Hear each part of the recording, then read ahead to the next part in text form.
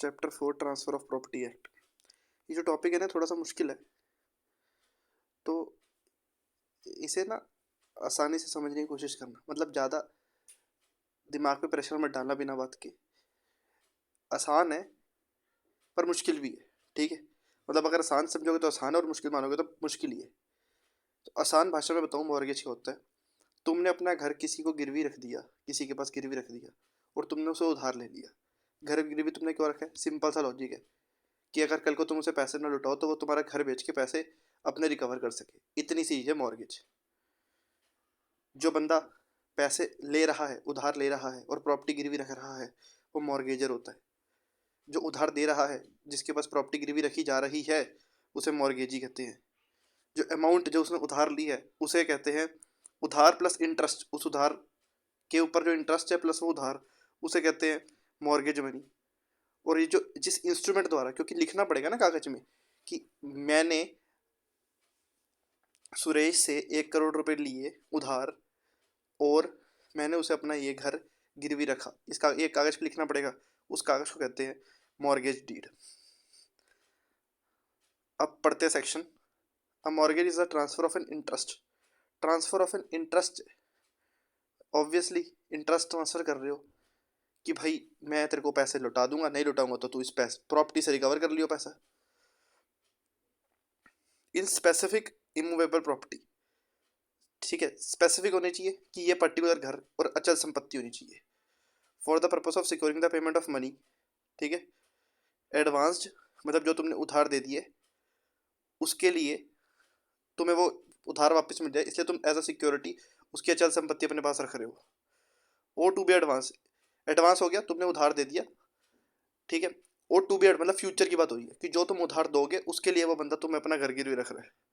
By way of loan, उधार दे रहे हो तुम किसी को, या तो एग्जिस्टिंग डेट हो सकता है, मतलब उधार तुमने दे दिया, या फ्यूचर डेट, फ्यूचर में डेट दोगे, या फिर performance of an engagement which may give rise to a pecuniary liability.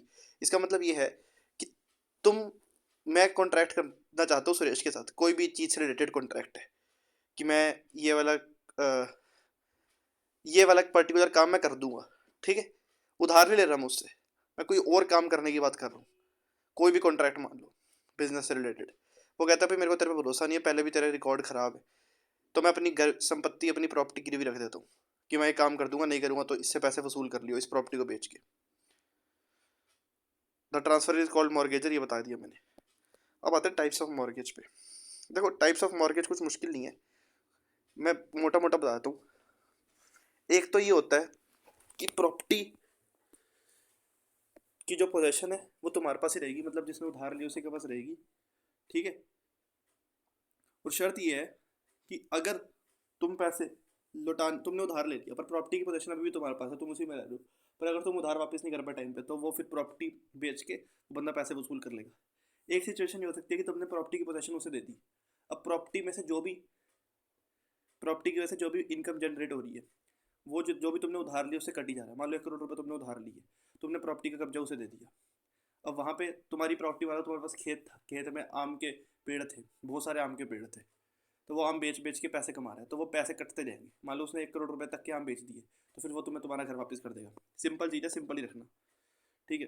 एक ये हो सकता है कि तुमने प्रॉपर्टी बेच दी उसे, ठीक है, बेच दी, पर शर्त ये है कि जब तुम उधार वापस कर दोगे उसे, तुमने अपना घर उसे बेच दिया, पर शर्त यह है कि अगर तुमने उसे उधार वापस कर दिया तो वो तुम्हारा घर तुम्हें वापस मिल जाएगा।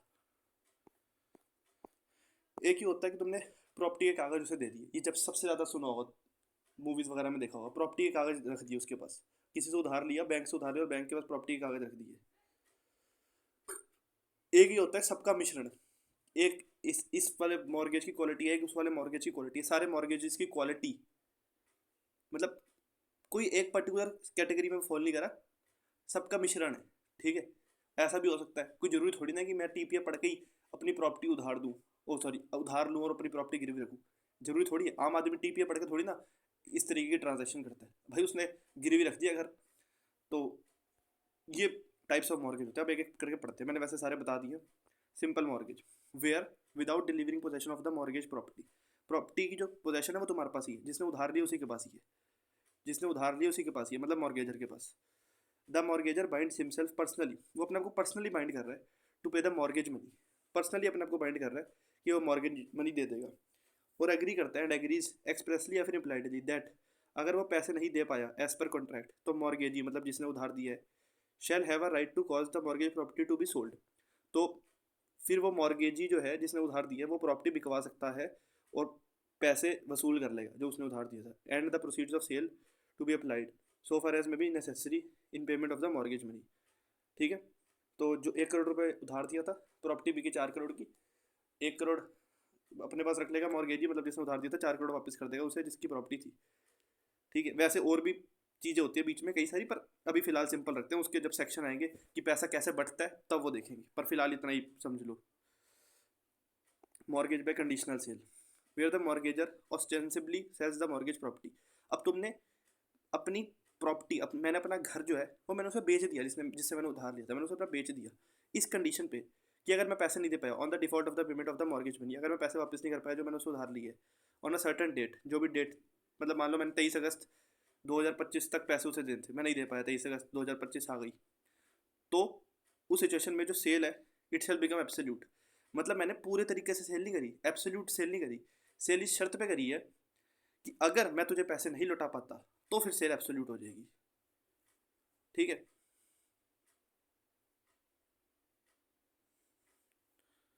अच्छा जी, और अगला on a condition that on such payment, अगर तुमने पेमेंट कर दी, जिसने उधार ली उसने पेमेंट कर दी तो सेल वॉइड हो जाएगी, मतलब तुम्हारा घर तुम्हारे पास वापस लौट के आ जाएगा। तीसरा on a condition that on such payment being made, जब पेमेंट हो जाएगी तो बायर जो है मतलब जिसने उधार दी है, वो बायर है ना जिसने उधार दी है, जिसने उधार दी है shall transfer the property to the seller, मतलब जिसकी वो प्रॉपर्टी है जिसने उधार लिया था उसे वो ट्रांसफर कर देगा अगर पेमेंट टाइम पे कर दी तो,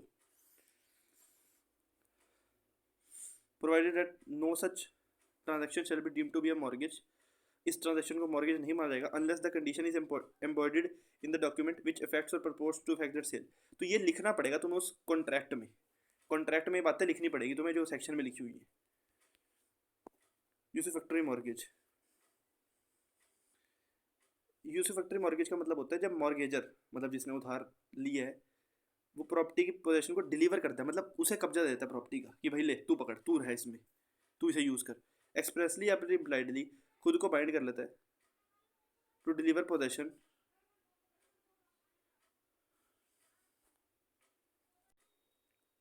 expressly or impliedly binds himself to deliver possession of the mortgage property to the mortgagee,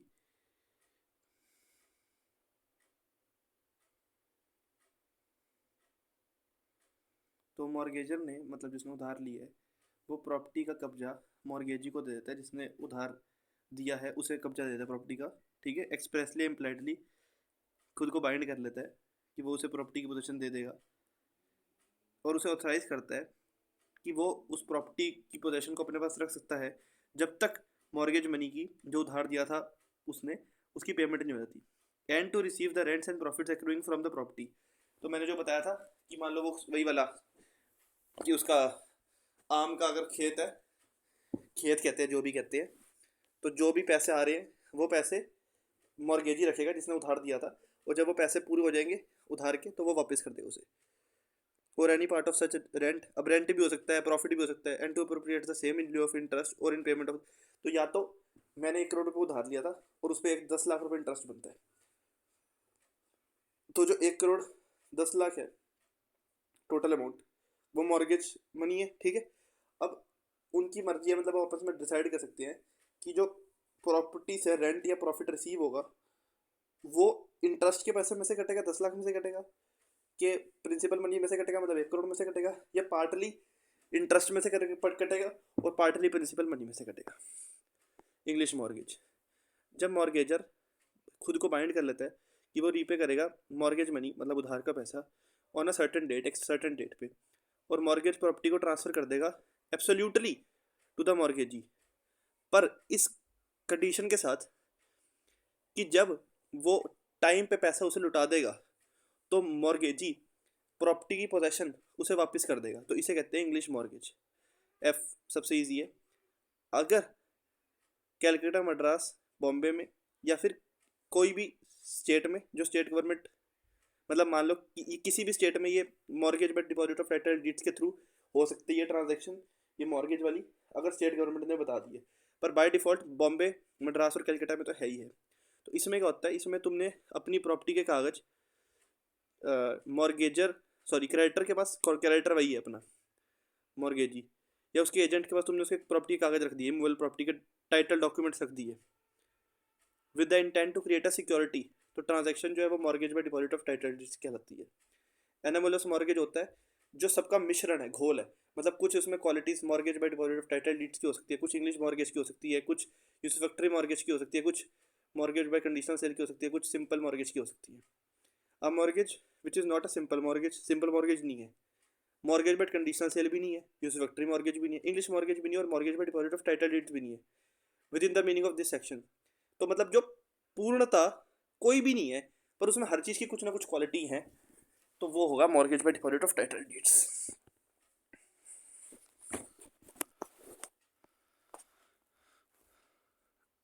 ये भी कर ही लेते हैं दो सेक्शन।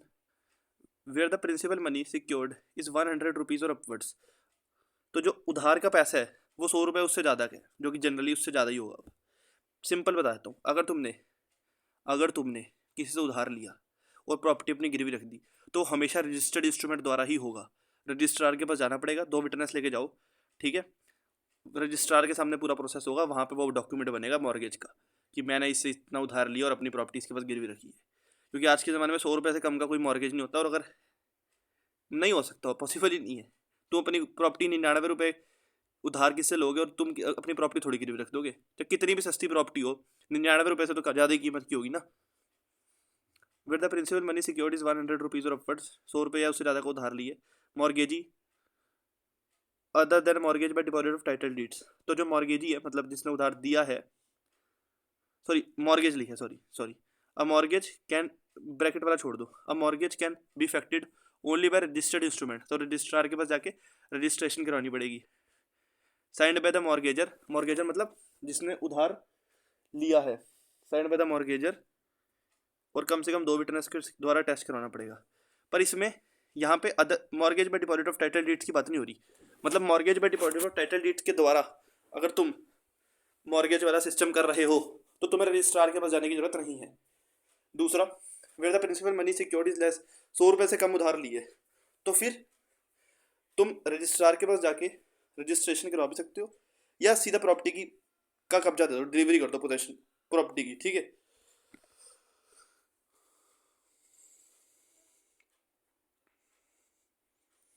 या प्रॉपर्टी की डिलीवरी दे दो मॉर्गेजी को, मतलब जिसने उधार दिया उसको प्रॉपर्टी का कब्जा दे दो। पर सिंपल मॉर्गेज में तुम्हें रजिस्टर्ड इंस्ट्रूमेंट द्वारा ही करवाना पड़ेगा, क्योंकि सिंपल मॉर्गेज में तो भाई कब्जा दिया ही नहीं जाता ना। सिंपल मॉर्गेज का तो मतलब ये है कि जब तुम प्रॉपर्टी की पोजीशन अपने पास रख रहे हो, पर तुम कह रहे हो कि मैं वापस कर दूंगा तुझे पैसे, अगर मैंने नहीं करा तो ये प्रॉपर्टी से वसूल कर लियो, तो सिंपल मॉर्गेज की तो तुम्हें रजिस्ट्रेशन करवानी ही पड़ेगी। 59 में कुछ नहीं है। जो इस चैप्टर में मॉर्गेजर और मॉर्गेजी पे चीज़ें अप्लाई होती है ना, अगर उन मॉर्गेजर या मॉर्गेजी से किन्हीं लोगों ने टाइटल डिराइव करा है तो उन पर भी वो चीज़ें अप्लाई होंगी जो लिखी हुई है इस चैप्टर में। Thank you.